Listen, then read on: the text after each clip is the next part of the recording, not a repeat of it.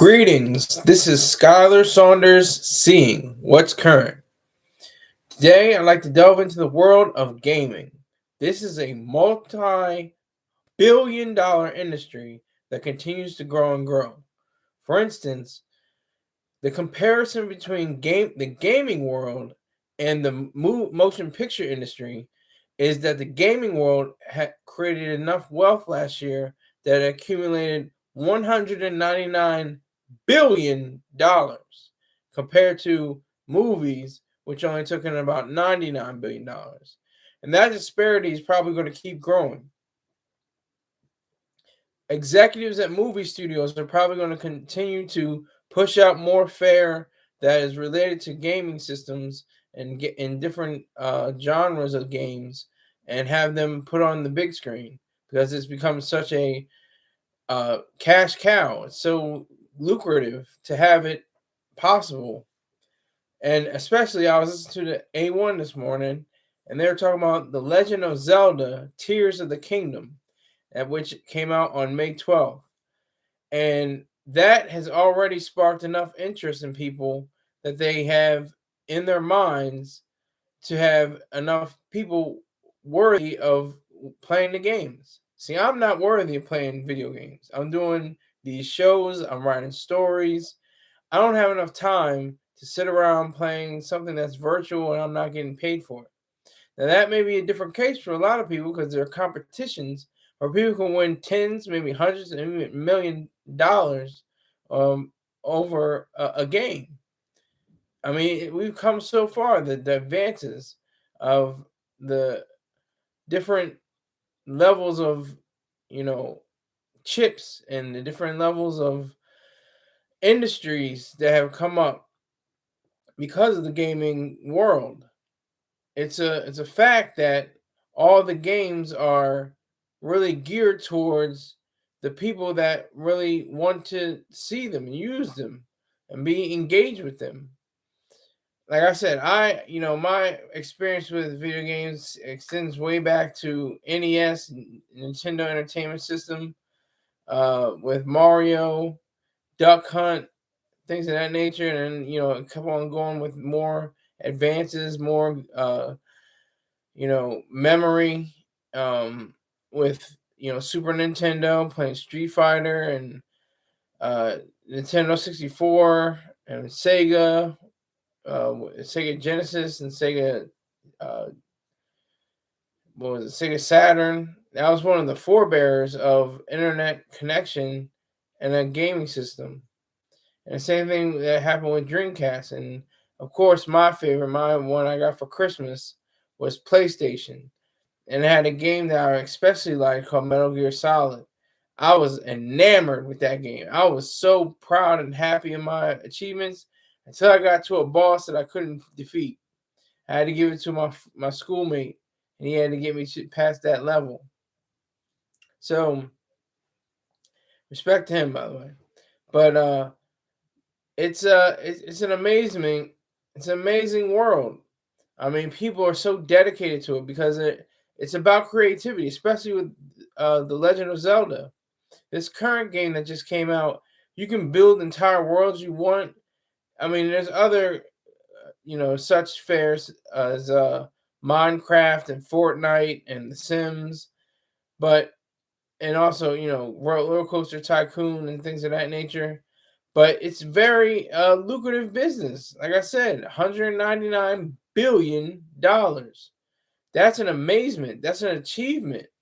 That is such a great thing for this country and the world. How people can come together on different levels and be talking from Chicago, Illinois, to a kid in Switzerland about passes in a NFL game or something like that. It's amazing. You have to give credit to, you have figures, like Bill Gates currently and Mark Zuckerberg currently. They're the behind the ideas of what Xbox and the metaverse are all about, and that's what's so beautiful. It's a beautiful thing to have a gaming thing and have it manifest. And I'll just go back to myself again. I haven't played a video game in months. It's not my drive because I'm so busy with other projects. I don't have the time. I literally don't have enough time to fit into my schedule to be a gamer.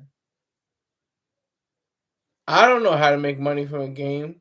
That would probably take a lot of discipline and a lot of skill, which I don't have. So I probably wouldn't do so well, in a competition for even $10 million or something crazy like that. But I do respect those who do have the capacity for making it possible for them to be in the gaming industry.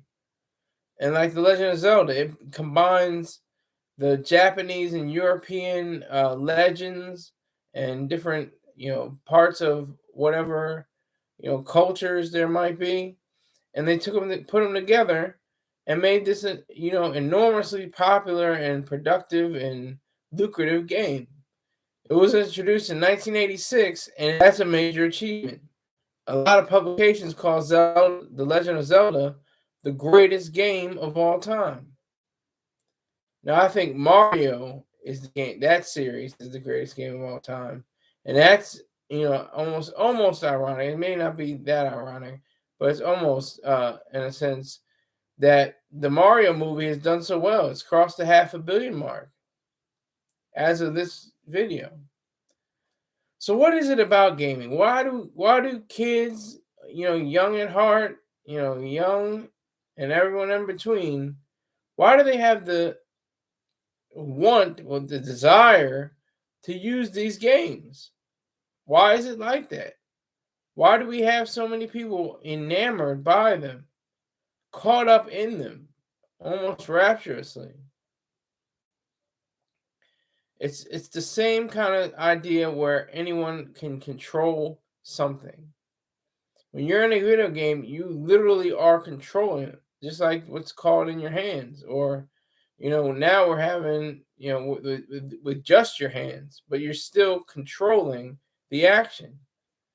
You're moving, you're grooving, you're trying to figure out which way to go to this castle, to go to this forest, to climb these mountains. You have to make decisions. That's something that's very crucial to human interactivity. To be able to make those decisions, to make those choices in a virtual realm like it wasn't anything.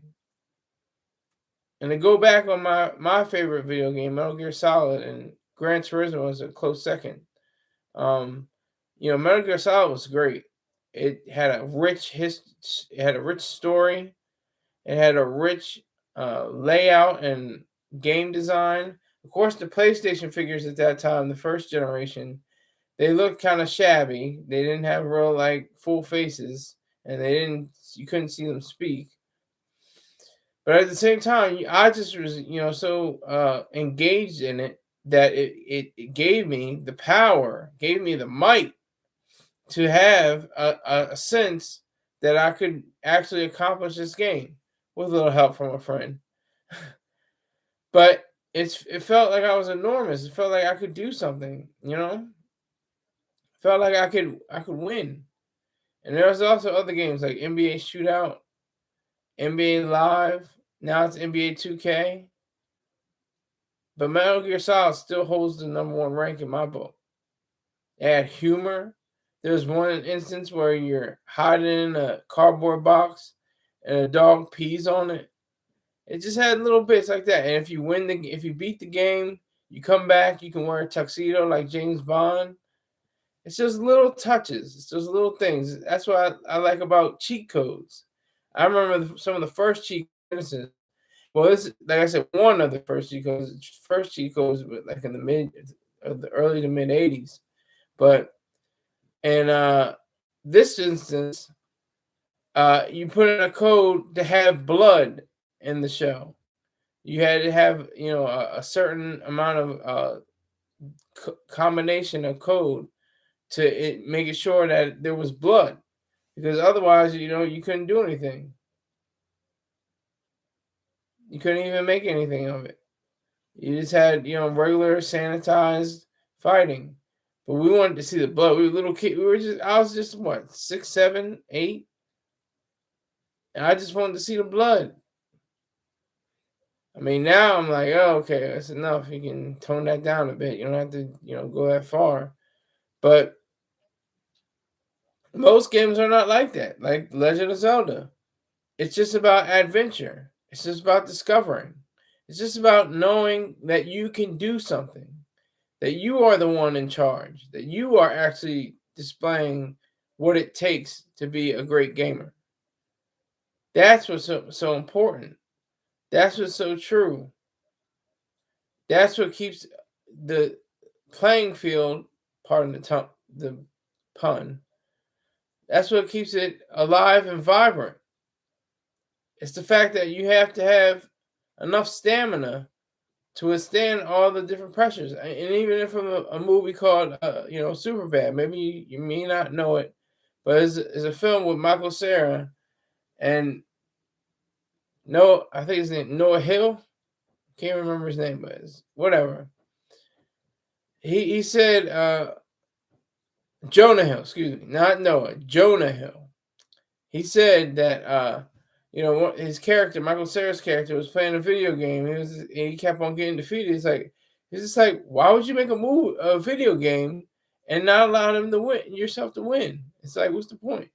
But that just rang true because there's a one such game that I was playing months ago called Resident Evil 4. Now this is a very old game. This is about 17 years old, but I still like it. It's a cool game on the Wii system, and I just took to it because it seemed like something that was very, appropriate for my age because it has a lot of violence and gore. And like I said, they can tone that down a bit, but at the same time, it's very strategic, and you have to really think of your way through. And if you don't make the right, decisions at the beginning, you could be in a lot of trouble at the end. Trust me, that's exactly what happened to me. I didn't have enough armament. I didn't have enough ammo. I didn't have enough guns. So it took a while to see that there was it was almost like a stoppage. It was like abrupt stop where I couldn't go any further. I just, I could. They were shooting arrows at me, and throwing things, and I couldn't do anything. I had no weaponry. I had the weapons, but I didn't have the ammo, or I didn't have the proper weapon to use during that time period. And I went to YouTube, and I said, okay, let me see a tutorial. And it just kind of made me angry because there were birds. There's birds in the game, and you can shoot them, and you can get money for it. Now they didn't show that in the tutorial, so that kind of miffed me. That kind of got me a little bit tiffed because I was like, "Why is that? Why didn't you show us how to get the birds too?" They were just focused on the mission, I would assume. I guess they just thought that so many people had, an idea of what it meant to have so many people, playing that game. And it's a popular series. Resident Evil has a movie franchise.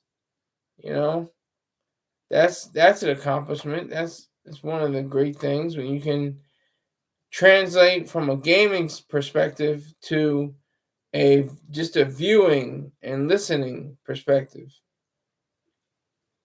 You're not in control. The actors are. Good ones, anyway. They have the ability to say what they want and how they want. But you can't control the screen. You're just watching it passively sometimes. If it's good art, you're watching it actively.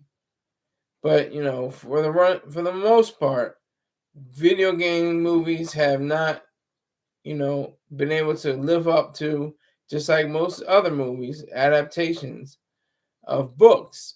It said the book was better. That is usually the common refrain, often repeated because people just, are so in love with the book that when it goes on the big screen, you're like, huh? What is that? I don't remember that part. What did they just add that? Or, oh, they forgot about this? I don't remember, I thought they had this in the book. And same goes with video games.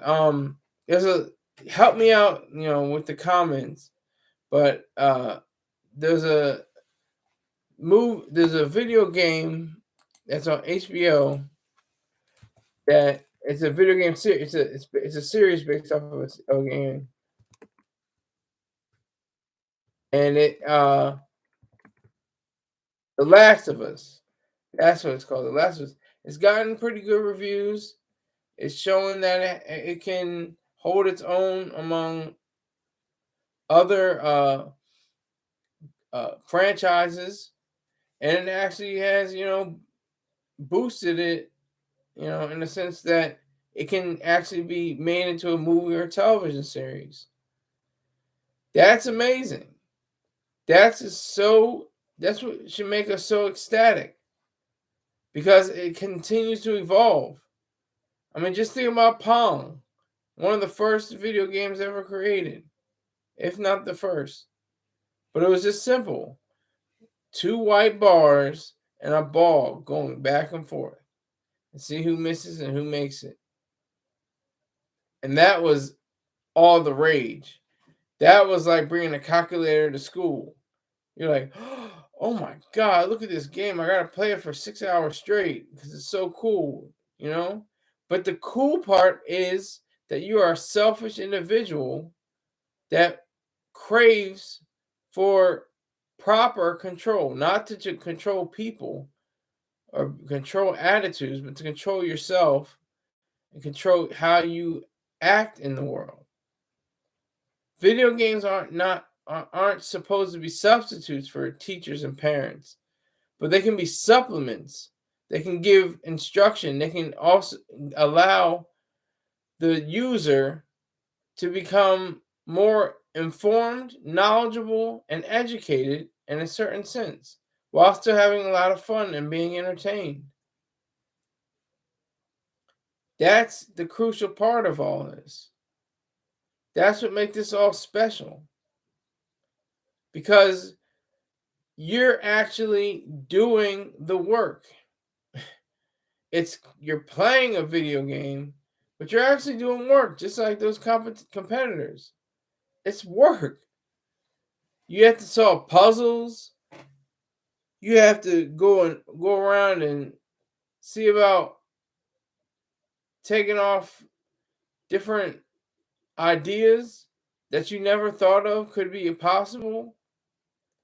You get a sense of accomplishment, a sense of achievement once you pass the big boss. And I finally did pass the big boss. I couldn't find enough, oomph to beat one of the bosses in Metal Gear Solid. But I did beat the big boss and won the game. I might even put in a cheat code. I don't know. Maybe there wasn't even a cheat code for it. But that's just so cool. That is really cool. Zelda, The Legend of Zelda, and so many others, Mario and Tetris. They have a movie about Tetris. Yeah, it has a lot of intrigue and, a lot of United States and Russia tensions in the 80s, all the way up to now.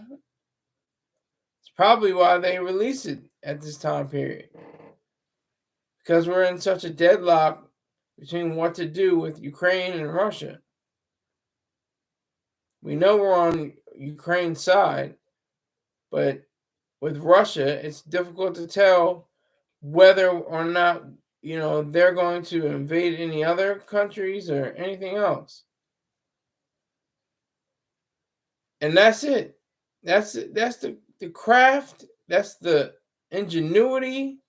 You have so many different, people that were so instrumental at creating, somewhat primitive, I guess you could say, games, and didn't really focus on anything else other than being in a space where they could flourish and grow.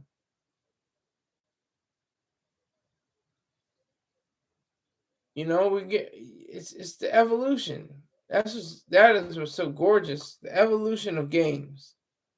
How you get from two sticks and a ball bouncing back and forth to these incredibly detailed and textured environments, and you're able to engage and act in all kinds of manner, peacefully or violently. And that's another kicker. That especially in the 90s, all the way up to now, all these lobbyists and all these parents and mothers and fathers and everybody was clamoring to say kids shouldn't be playing these video games and we shouldn't have this. So they adopted the system, the rating system, from everyone to mature audiences only. And still, kids obviously are going to be kids and find out some way, somehow, to get their mature content in their consoles. That's what's so amazing, too. It's almost like the drug game. We have it illegalized. It's completely illegal. Salute to Free 45. Are you watching Star? Are you watching Mr. Terrain? Because I just went because I got to go to bed soon. So I had to say something. Yeah, I thought so. Did he just end?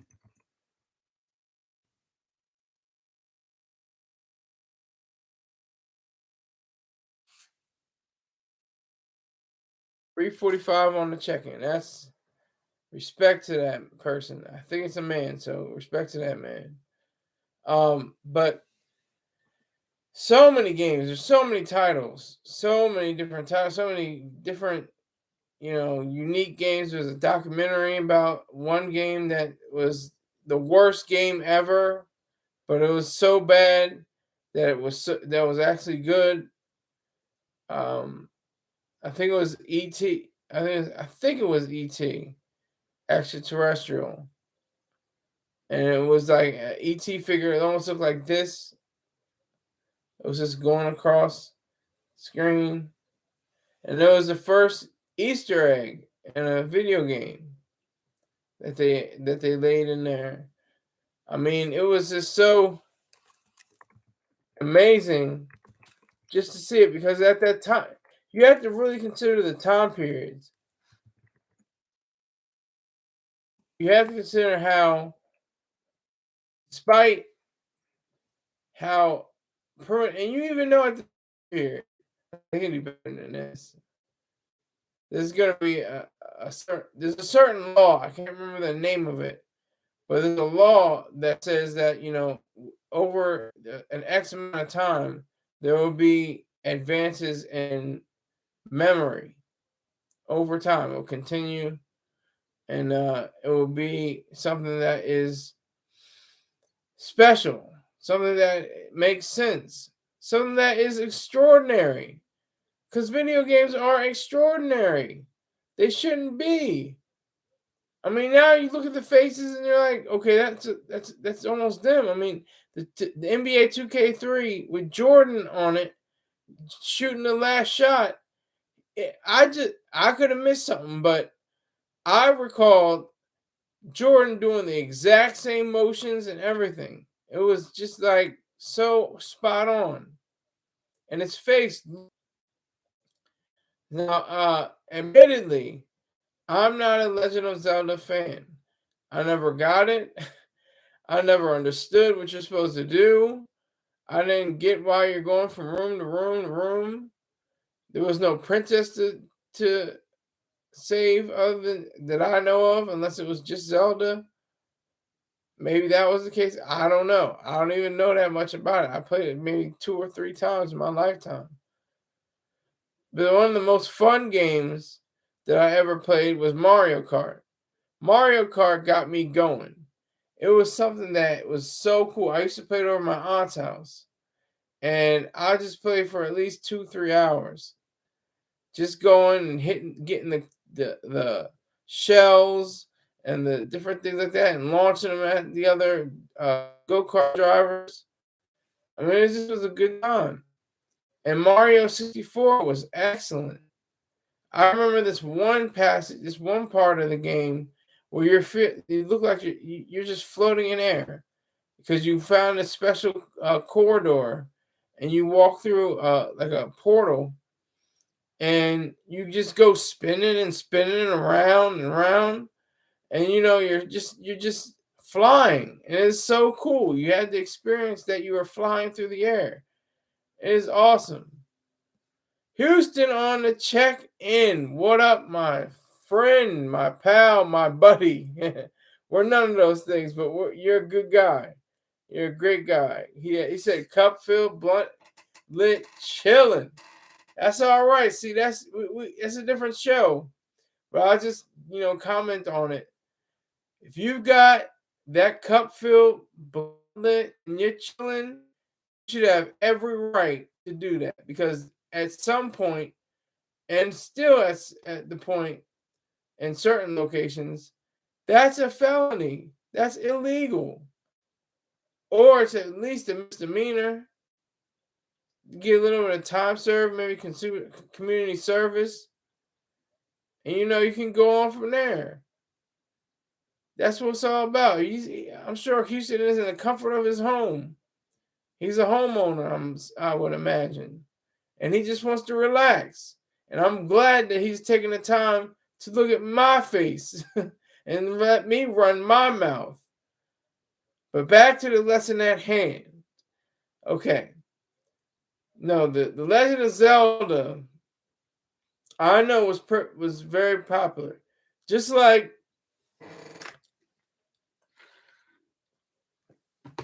Final Fantasy. I never got into that.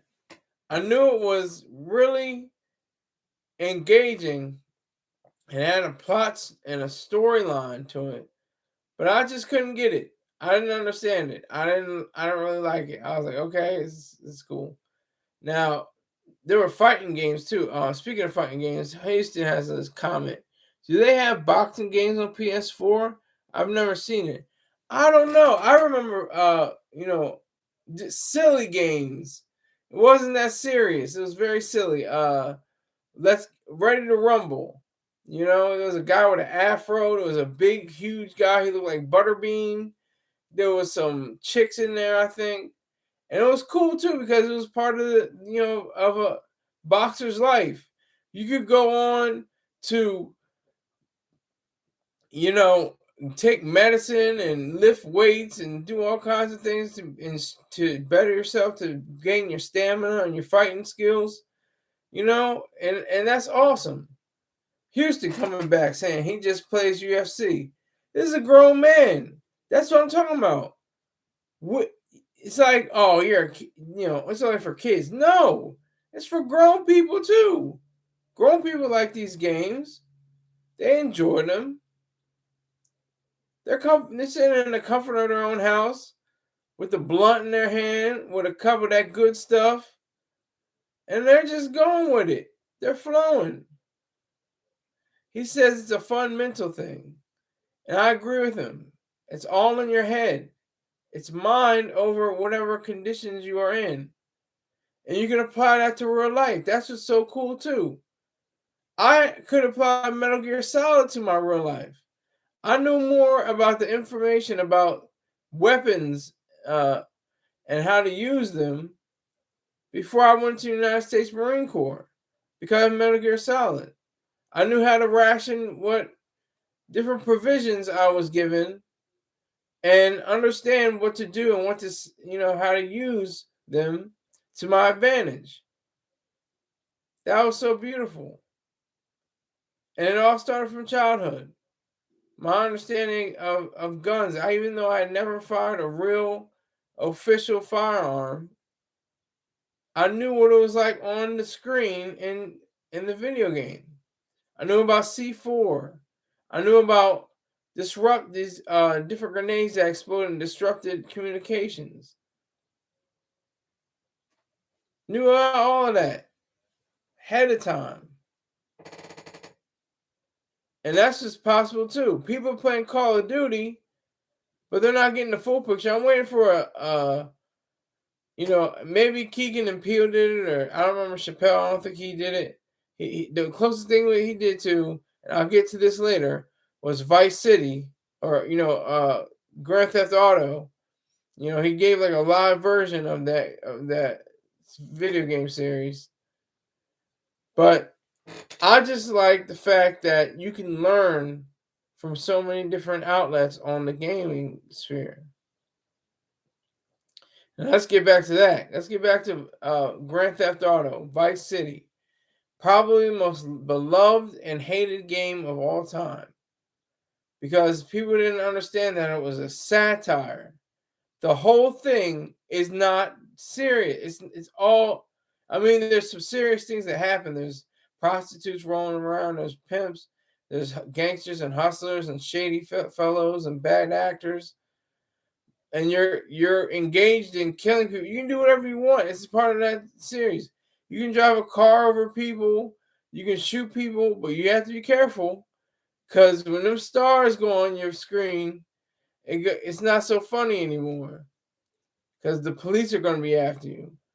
I think there's 4 stars or 5, but 1 star you're like, okay, I might have shot someone and somebody heard it and called it in. And then 2 stars is like you just running over random people. 3 stars is that you took a rocket launcher and shot up a hotel or something like that. And then like the 4 or 5 stars, they're just completely got helicopters on you. They got they got people going after you for no reason other than you're just being a miscreant on the screen. That's what I want to stress. On the screen, in your headset, not in real life. I like what Houston just said. I was just explaining that. Games is life, and it gets dark. It's a real dream. That's exactly right. You're controlling your dreams. That's all games are. You're controlling what to do and what to say and how to say it and what to say. And you know what it means to control your own destiny. Now, there are people who don't even have homes. They have mansions and skyscrapers in these virtual realms. And they're paying rent. They're paying their mortgage. They're going through the motions of what it would be like in real life. And they're not even, willing to see how ironic it is that they don't have real estate, pardon the pun, but they have virtual estate. They have virtual real estate. It goes on in the gaming room, and it continues on and on and on and on and on until it gets to a point where they don't even know the difference between reality and fantasy. But like Vice City, I enjoyed it. I liked it. It was fun. I haven't played Vice City in almost 2 decades. But it was fun.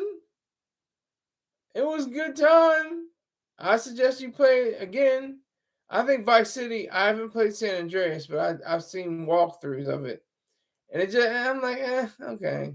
CJ, he's walking around. He's got the, pants hanging off his ass. And it's just like, come on.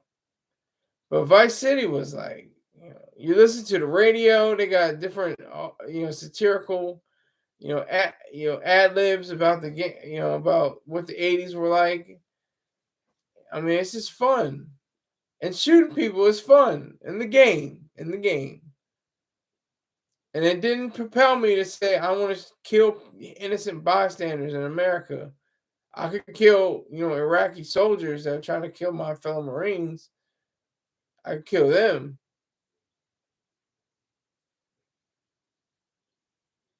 Houston goes in. He says, games are thoughts of everything.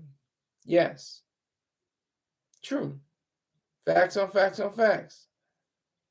They're thoughts of being, everything from tiny bricks, trying to fit them together and make it into a whole uh set face, just like Tetris.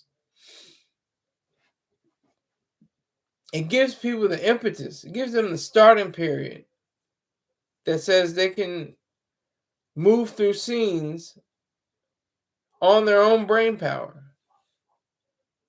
Now, you can't do that in a movie, especially not in a movie theater. You can do it at home, like Netflix. I think it was Bandershoot, if I'm not mistaken. Bandershoot was one of the most, intriguing and confounding and amazing parts of the Black Mirror series, anthology, I should say. It really didn't have any flaws. I don't think. I can't remember any flaws. It was a lot of fun to, make the decision. Do you want to go here? Do you want to go there? You are at control, but you can't see that in the movie theater. You got 40, 50 people sitting in there, maybe 100, maybe more, 80, 90. And you can't switch on, you can't pause, you can't rewind, you can't fast forward, You got to sit there and watch the whole thing. It's not the case with video games. Different cheats can allow you to fast forward through games, to skip through levels. There's so many video games. I remember so many. I remember Dreamcast, if you can recall that, during the early 2000s. It had a game called Crazy Taxi. And you had to pick up passengers and get them there within a certain amount of time. And depending on how fast you were given tokens. You were given the ability to take those tokens and apply it to your bank account virtually. Now, I'm not sure, but I think, and this may even fall under gambling, but I'm not even sure. But I do surmise, I do wonder if people are making money not even in competitions. If people are making money through Venmo and PayPal and Cash App, if they have enough gall and wherewithal to say that they're going to be champions of this game and get paid for them. Now, it's not going to be under the table because it's electronic transfers and they're recorded. But I just wonder if people will say, like, all right, you beat me in NBA 2K. All right, you beat me in 2K. I'm going to give you $40. And that was the agreement. People doing this, shadowy economic hustle. I wonder. And it's so far away from 1986 with The Legend of Zelda. This current one, Legend of Zelda, Tears of the Kingdom, really wants to show you how to be a builder, a creator, an engineer. How you can take various objects and stick them together and build entire apparatuses. That's what's so amazing about gaming. Pardon the rhyme. But we have fun with them. We ought to. Sometimes they piss us off. And then Madden or something before that, even, or after that even. And they throw the controller. Can't believe this. I thought I had that. I was supposed to win. And you come along. Or playing 2K and somebody picks the Golden State Warriors and there's almost a fight going on. Somebody's going to catch the fade because they know the Warriors going to be raining threes. The whole game.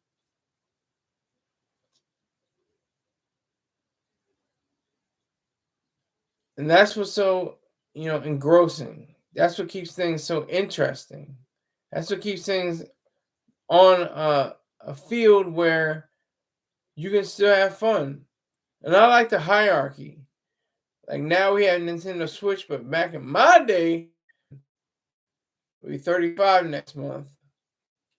But back in the day, they had the Wii game console. And that was a lot of fun. But it got clowned. They said, oh, it's too soft. It depends. I'm playing Resident Evil 4, a few months ago on Wii. It's one of the most vicious games ever created.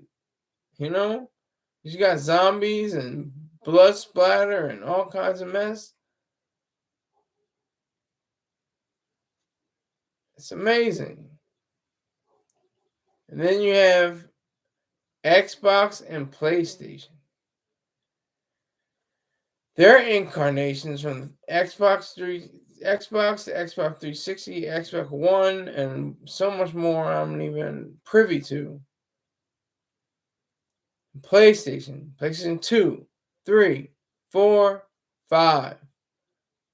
And I want to know that too. I want to know about video games. I want to know why the technology didn't catch up until about the mid 2000s for the controllers. Controls, a remote control on the television was always, something that was about, a fixture in the American home.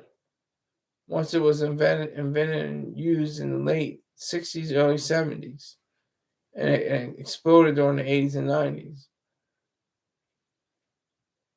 A lot of people call it the clicker. Like if you're from Boston, if you're from Massachusetts, they call it the clicker. But hardly any of them click anymore. They're soft keys. They emit no sound. That's what's so engrossing too. Just wonder why it took. I didn't do any research in that. I just had the idea right now. Just had the question. Why did it take so long? And why is this? What is the connection between a video game console and the remote controller? Where did the various people get the idea to finally come up with a controller that said that it could work without a wire, like a stool pigeon? Working, he don't need a wire on him. He's just speaking it. All right. Getting back to the Legend of Zelda: Tears of the Kingdom, it is contributing to the nearly $200 billion. That is a staggering figure. And movies are still trying to catch up. Television series are still trying to catch up. It's weird too. It's a weird function. Video games become movies, and movies become video games.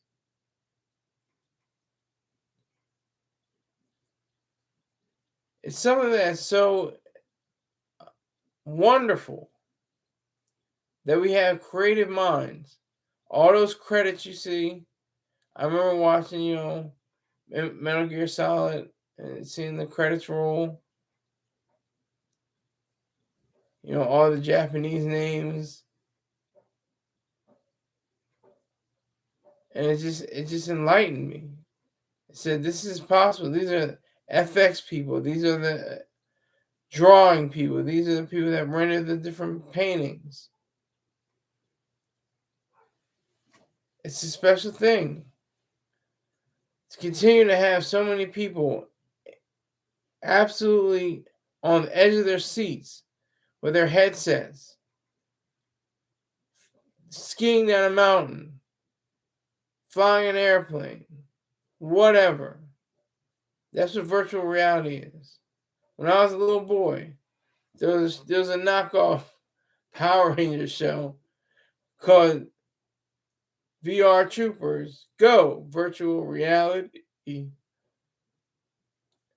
I watched it too. I was like, it's not Power Rangers, but I'll give it a chance. And I enjoyed it. I enjoyed every second of it.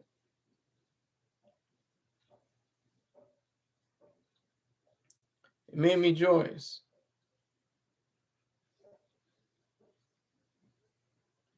It kept me in a stage of knowing what it was to be someone that could direct his own path. It gave me a lot of knowledge and understanding to be someone that was of worth. That's what a video game can do. I mean, I knew I was worthy through my father, but that sense of achievement when you beat that boss, when you pass it and that stuff, when you beat the game, that's something that's always interesting. When people say, "Yeah, I beat it in 2 days. Yeah, I beat it in 6 hours. Yeah, I beat that. I beat that game." Okay, good for you. That's nice. You don't win a medal. You don't win any money unless you're in competition, like I said.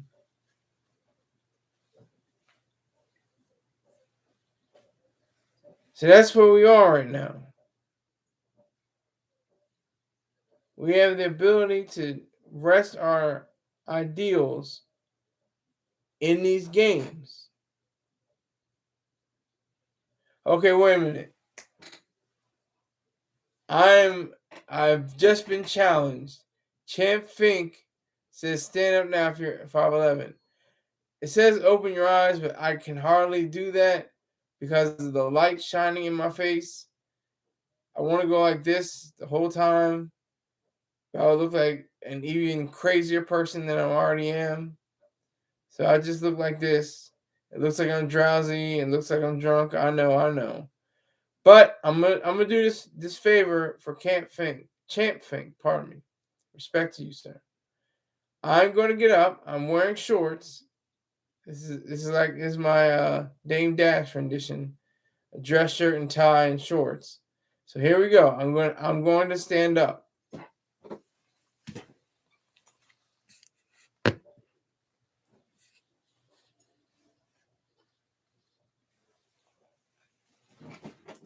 He's saying get a ruler. Okay, that's enough. I'm not getting a ruler. I'm 5'11". There's no going back from that. Okay? I appreciate you, Champ Fisk. Remember to hit that donate button. Get on my PayPal and my Cash App. Appreciate you. Star is not my dad. I have a wonderful dad. He's done more for me than I've done for him. He's never let me down. I let him down many times. But I'm not 5'3". I'm 5'11". And 6 feet on a good day. But getting back to these games. Hold on, I have to check something. Let me check. I'm still within. Okay, he's doing. So, Champ Fist is saying that Star is promoting me now. Star is not my dad. I appreciate the hate. Continue to hate and don't forget to donate. Thank you very much, sir. I respect you. The games that you can start back from centuries ago, millennia. There were games called the game of chess, and other games, all distributed out throughout the world. Champ Fist is saying show the DNA test. I know who my father is. He's Darth Vader. I'm Skywalker. No. Um, hope I didn't spoil anything for anyone. But that's another point. Star Wars, the video games that go with Star Wars. I remember playing, a demo game, and okay, Champ Fist is going all over the place now. He's saying take the hat off. Can't do it. Disagree with you, sir. Not happening. I'm a baldy. I don't have a hairline. Thank you very much, though, sir. But as I was saying, the Star Wars franchise, more billions for Mr. Lucas. George Lucas has just made a fortune off of not only uh, Indiana Jones being a producer of it, but Star Wars. Star Wars is his calling card. It's his address. It gives him the impetus to say what he wants to say, how he wants to say it, and build entire worlds that create wonder and his achievement. Champ Fist now. Your dad's Star is bald too. He's not my dad. Star is bald though. He's rocking a balding. But these games, this lucrative business, and that's what you have to realize. You have to realize it. Comes down to the dollar sign. If there was no money in game, I wouldn't even discuss this with you now. Champion says Star Wars. You get it? Star. I understand. I catch your drift. But no, I like I said, I have a loving and respected and liked and loved father by me. The Legend of Zelda, Tears of the Kingdom, came out 5 days ago. And it's probably going to be one of the best selling titles of this year. It will increase and it will increase in value, and it will give you a perspective of how dozens, maybe hundreds of engineers and software techs and specialists came together to make this beautiful game. I'm not knocking it because I can't play it. It's a wonderful game to look at, to realize, to see what it's about.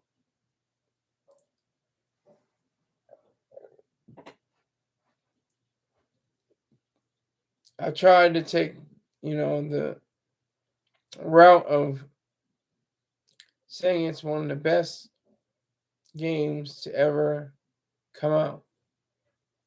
Like I said before. Again, this is why I so excited about the fact that people are considering, professions, going to Full Sail Academy, going to different schools to become technicians on games and make $80,000 to $100,000 or more designing them because they're not cheap. You can be in the virtual realm. I remember going back. I remember games that were costing $40 up to $60, and my dad still paid for them. I appreciate that. Champfist is now calling Star my deadbeat stepfather. Okay. Say what you will, sir. Say what you will. Do what you gotta do. Keep fighting. I respect whatever this exchange is. I do respect it. I enjoy it. It's a playful jousting. And speaking of joust, there's a video game called Joust, and you had to literally contend with your opponent on that level. I remember there was I can go back to Atari. I played my dad's Atari.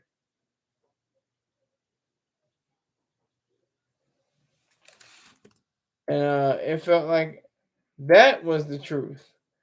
It was a game called Tanks, just Tanks. And they were just little squares with a little rectangle extending forth, and it was firing little squares of uh, ammunition. You had to destroy the other person's tanks. I remember a game called Mission Control, Missile Control, and you had to say, he's saying, all right, Chief is saying, say picture. Well, I just said picture. Are you happy now? You good? I have tremendous respect for anyone who can go back to to Atari and play those games. I never got into GameCube Nintendo, for instance. I don't know why. I think that was looked at as one of their failures. GameCube Nintendo. It was a cute idea. It had a box that looked like a cube, and you use the controllers. It was purple. A lot of games were like that. Dreamcast, it came and went. Sega Saturn came and went. Genesis was probably their most successful device after a period of time.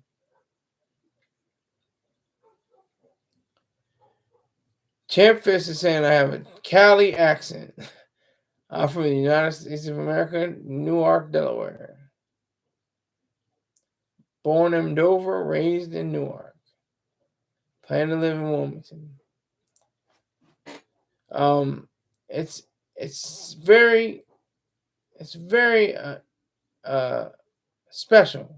Like I said, it's a special thing that we have the power to move through scenes like it's a dream and take it.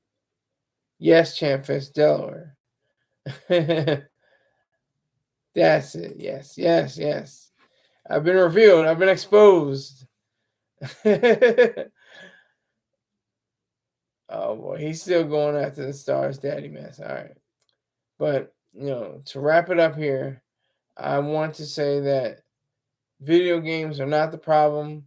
They're not why kids go into schools and shoot other kids. It's not because of Doom or any other first person shooter games or anything like that. These kids have mental illnesses. They have issues with what it means to be a human being and to function as one, to function as a credible human, and to not fall into the pitfalls of what it means to be a demonic, vicious, evil, unselfish person. That's what these games are for. I'm just too busy. I don't want to be busy. I enjoy playing the game. It pissed me off because, like I said, they're showing the walkthrough with the different, ways you can turn and go into a house, but they didn't shoot the birds. And that's a major, part of the game. You have to explore the different parts of saying that you're going to be continuing with this. So the Legend of Zelda, Tears of the Kingdom, stands in direct contrast to where we are in reality. The virtual reality is amazing. Virtual reality is all cool for me. I can shoot as many people. I can run them over. I can help little kids. I can build forests. I can build skyscrapers. I can do whatever the hell I want because I'm not hurting anyone. I'm not physically inflicting pain on anyone. I'm not forcing or defrauding anyone. That's all.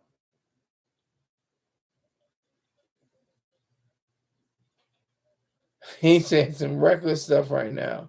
But I respect him because he's dedicated. He's in my live. I really do appreciate the fact that he is doing all of this. I'm talking about Champ Fisk. He's very dedicated and, trying to be as obnoxious and hateful as possible, which I welcome. I want all the smoke. I don't want a little few puffs. I want every bit of the smoke, because that's like, lifting weights. You're not going to get any stronger unless you feel a little bit of pain or a lot of pain, just enough pain to let you know, okay, I can just do leg day now. But that's the show. I appreciate you all for tuning in, logging on, and dropping in instead of dropping out. And I appreciate everyone here who had an idea for being in this live. Thank you very much. I thank Houston. I thank Champ Fisk. I thank Free 45 and Trolling on the River 69. I appreciate and respect all of you, and continue to hate and donate.